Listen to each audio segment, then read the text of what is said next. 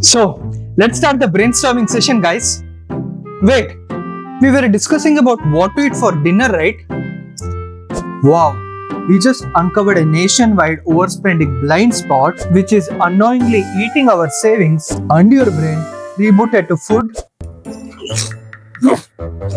Much like his stomach, his cognitive bandwidth is also allocated to food. Wait, we were discussing about something serious. Something about UPI, how we tend to overspend while using UPI. And the next step is, should memory permit, is finding ways to overcome this. I remember, Professor. And bro, I also remember that you were just one QR code away from financial breakdown. Hey, I wasn't panicking. I was just auditing my QR decisions. And I was silently tolerating both of you. So enough talk, guys. Now let's stop UPI from eating our money. Yeah, Professor, time to outsmart overspending. Very well. Let's begin. The fundamental driver of overspending on UPI is the psychological pain of paying. When you pay with cash, your brain clearly registers the loss because physical notes leave your hand, which is what stops us from overspending. Exactly. But with UPI, the money transaction is invisible, so the brain barely registers the pain of spending. I got an idea. What if after every UPI payment, we play a Arjit Singh song? The pain will come straight from the heart, right, Professor? Arjit Singh hasn't found that many songs to match the UPI transactions to do in a day. Gentlemen, let's please return to behavioral finance before this turns into a music festival. Imagine you're paying in cash at a store. What actually creates the pain of paying? Is it the money leaving your hand or something else? Money. Professor, I think it's not the cash leaving our hand that pains us. It's watching our wallet get emptier after every purchase. Yes, Professor, I feel my pain deepens as my wallet gets lighter. And bro, it's like listening to Arjit Singh songs on loop.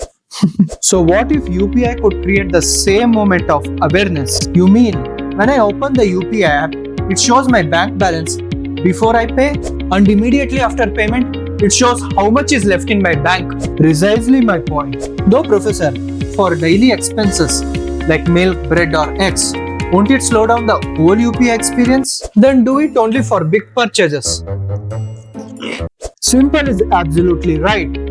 This feature should only apply to medium and large transactions. And UPI can make this optional.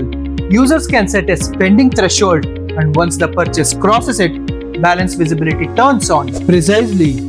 Purchasing power is relative.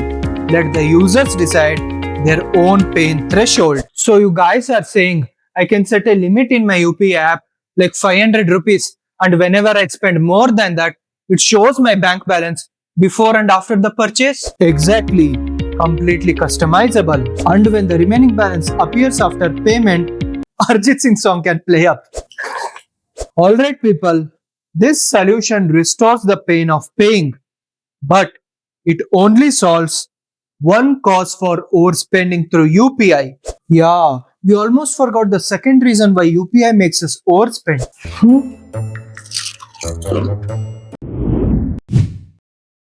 When UPI reduces the sense of money being real, the guilt associated with spending weakens and overspending follows.